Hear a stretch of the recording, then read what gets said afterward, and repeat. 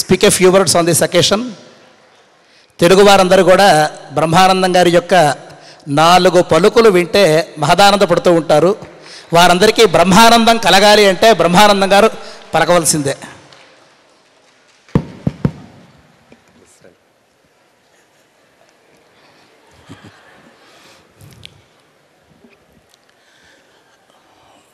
నాకు కన్నడ రాదు,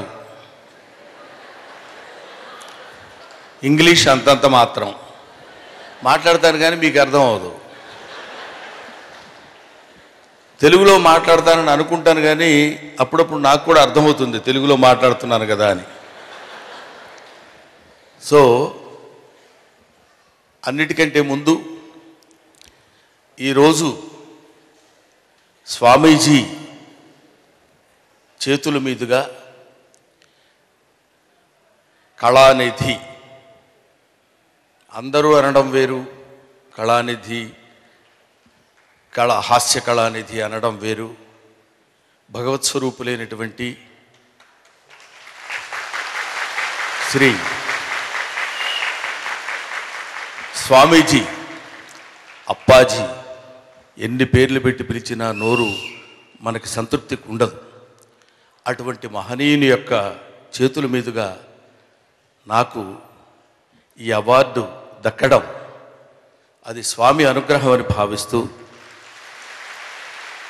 ఆ స్వామికి ప్రతిరూపమైన నా స్వామి గణపతి సచ్చిదానంద స్వామీజీ పాదపద్మాలకు నమస్కరించుకుంటున్నాను. ఇక్కడ మనందరికీ స్వామీజీ వస్తారు, మాట్లాడతారు, మాట్లాడటం అయిపోయిన తర్వాత భజన చేస్తాం, భజన చేసిన తర్వాత ప్రసాదం పెడతారు, ప్రసాదం పెట్టిన తర్వాత తినేసి మంచినీళ్ళు తాగేటోళ్ళు వెళ్ళిపోతాం, మళ్ళీ సాయంత్రం పిలుస్తారు, మళ్ళీ సాయంత్రం వస్తాం, ప్రసాదం చేస్తామని కాదండి. They are the people, they are not the people, they are the souls. వీళ్ళు ఎక్కడో మనం పుట్టినట్టే వాళ్ళు పుట్టరు, మనం జన్మించినట్టే వాళ్ళు జన్మించరు, మన జన్మరహస్యాలు ఉన్నట్టే వాళ్ళ జన్మరహస్యాలు ఉండవు. వాళ్ళకి ఆయనకి ఇప్పుడు 75 సంవత్సరాల వయస్సు అన్నారు. ఆయనకి వయసు ఏమిటి? ఎంత అజ్ఞానం! మనం ఎంత అజ్ఞానంలో ఉన్నామంటే ఆయన వయస్సు మనం లెక్క పెడుతున్నాం. ఆయన అలాగే ఉంటారు, కాకపోతే కొన్నాళ్ళు భూమి మీద ఉంటారు, కొన్నాళ్ళు ఆకాశంలో ఉంటారు, కొన్నాళ్ళు విశ్వంలో ఉన్నటువంటి నక్షత్రాలన్నీ తిరుగుతూ మళ్ళీ ఇక్కడికి వస్తారు. అంతే తప్ప ఆయనకి ప్రత్యేకమైనటువంటి వయస్సుని మనం చెప్పలేం. పైగా మానవుల లెక్క ప్రకారం 75 సంవత్సరాల వయసు అంటే కాస్త వృద్ధాప్యం వచ్చినవాడు అని. ఎవరండి 75 సంవత్సరాల వయసు అని ఆయన చెప్పింది? పొరపాటు పడి ఉంటుంది, రిజిస్టర్లో పేరు పొరపాటు రాయిస్తుంటారు ఒక్కోసారి. అలాంటి పొరపాటు ఏమిటంటే ఆయనకి 27, అది 75 సంవత్సరాల కింద చెప్తున్నారు తప్ప ఆయన్ని నేను 15 సంవత్సరాల క్రితం ఎలా చూశాను, అదే నడక, అదే చిరునవ్వు, అదే ఆత్మీయత, అదే ఆప్యాయత, అదే భక్తవత్సలత. అటువంటి మహనీయుల్లో ఏ రకమైన మార్పు లేదు.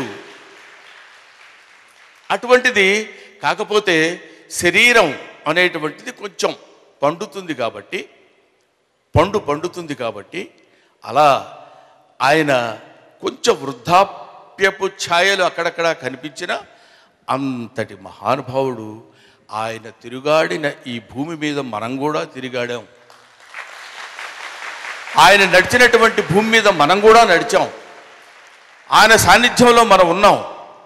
వజ్ర కిరీటం ధరించినటువంటి ఆ మహనీయుడు చిరునవ్వుతో ఆ హస్తముద్రతో అలా కనిపిస్తున్నప్పుడు మన 2 కళ్ళు చాలా.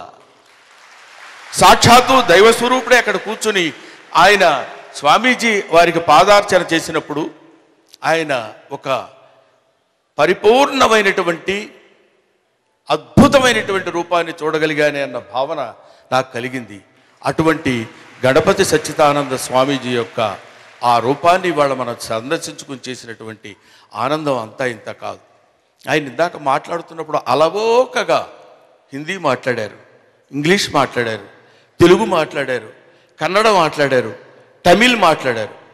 5 భాషల్లో చాలా అందంగా మాట్లాడారు.